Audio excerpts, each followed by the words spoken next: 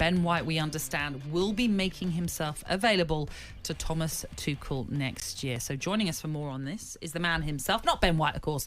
We're talking Adrian Durham. Adrian, how are you? Good morning, Adrian. Natalie, Gab, good morning. This is a talkSPORT Superstar Breakfast First. You've got your very own Greek god live from Athens this morning. So good morning to you. That would have been my next line, of course, Adrian. Tell us then, this news that you brought us last night, tell us more about what you know about a possible return then for Ben White. It literally is a one-liner that he will make himself available in March for England, for Thomas Tuchel. That is all we know. We don't know whether Thomas Tuchel will pick him, but it's going to be a clean slate. It's going to be a line drawn under everything. So Thomas Tuchel will feel, yeah, if he's good enough, he'll be in the squad. So that's one question. Is he good enough? I would say yes to be in the squad, not necessarily to be in the team. He's got to have a little bit of surgery, as we understand, might be out for 8 weeks. So we wish him well with that. I'm all for having quality players who are towards the top of the Premier League table available for England.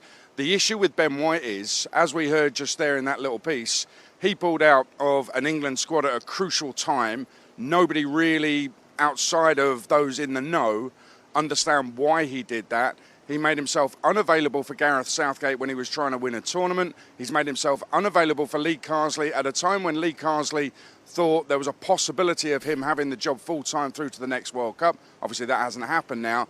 And all of a sudden, as we heard Jamie O'Hara say, it's Thomas Tuchel, so he wants to play. Now, Thomas Tuchel might look at that and say, well, hang on a minute, there's something wrong here, and he might want to do a little bit of due diligence and homework on whether Ben White is the right kind of character he wants in his England squad. In terms of his football ability, it's a no-brainer. I think he makes the squads.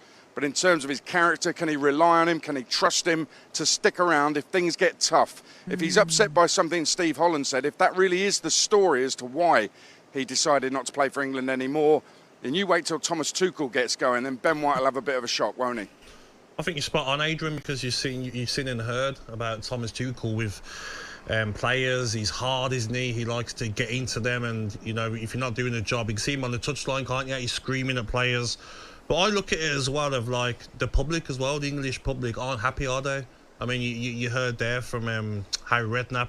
He was very angry about Ben White, what he did. So will he get boos as well if he gets back into the England fold and he plays? Quite possibly. That one is difficult. I would like to think it's a clean slate, even with fans, but fans are passionate. And the other thing about that is fans pay a lot of money to travel around the world, to travel to tournaments, watching England, supporting England. So I think they deserve to know exactly what's gone on here. They're invested emotionally as well as financially in the England squad. So those fans deserve to know what's gone on here, in my opinion. Yeah. People might think it's a private issue. I kind of understand that, but I think that they deserve to know. And that to me is, you know, relevant to the pullouts that we've had, the 9 pullouts we've had. Some of them are genuine. Some of them are clearly injured players. We saw Saka get absolutely crunched at the weekend. So, you know, there's some genuine ones there. But Harry Kane doesn't come out and say what he said unless there's some pullouts that are highly dubious. So, you know, I think the fans deserve a lot better treatment than some of the England players have been giving them. We'll come on to that in just a moment, just in terms of some of the texts that we're getting in. It does seem to be that a lot of our listeners who are getting in touch are more in favour of Ben White being excluded and not being included in further England squads.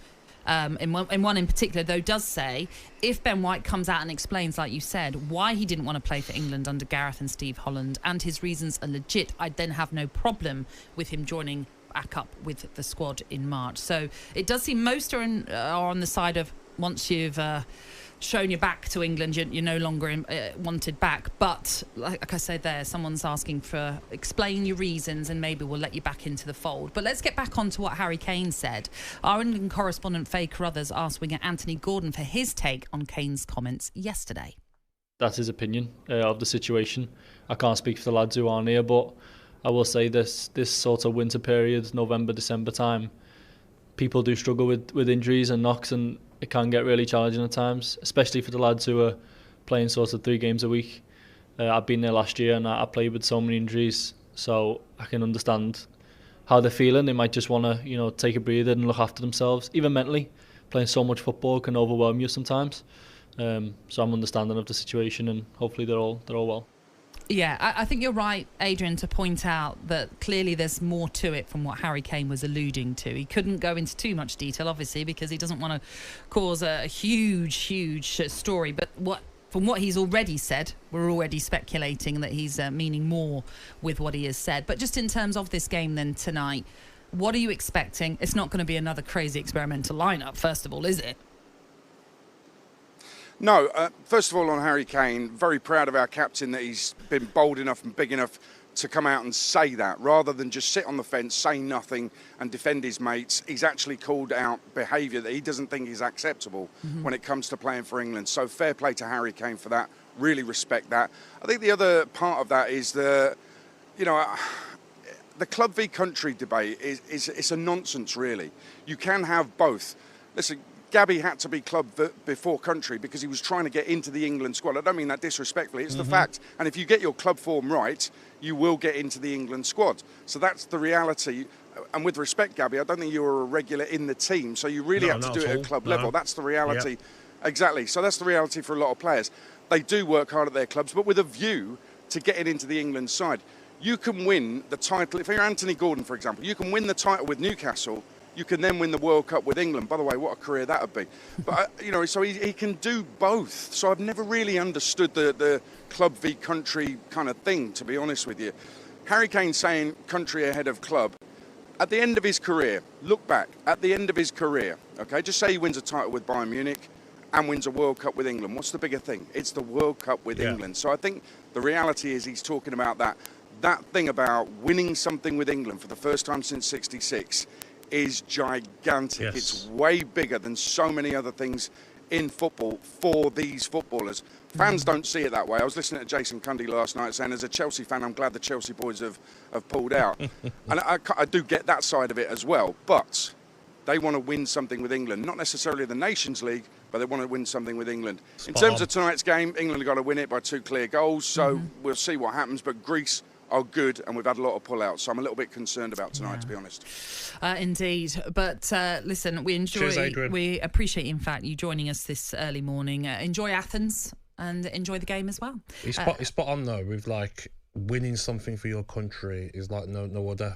So I know for a fact, Natalie, even like Jack Grealish and other players missing out on them in the summer, they would have saw that quality of team and thought, wow, they're going to go and win. Something without me. Devastation. He did speak about it. Yeah, I'm not Afterwards. part of that squad that's going to go and win the Euros or the World Cup. This squad of players we've got and the talent can go and win something. So Adrian's right. Winning a World Cup or Euros with your country, probably bigger than winning anything with your club. 100%.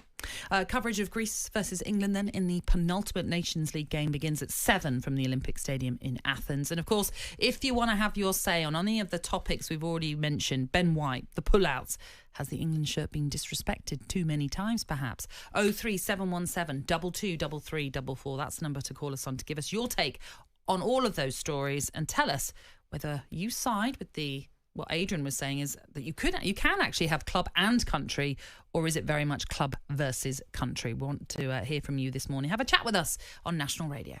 talkSPORT Breakfast, waking you up Monday to Friday morning from 6 a.m.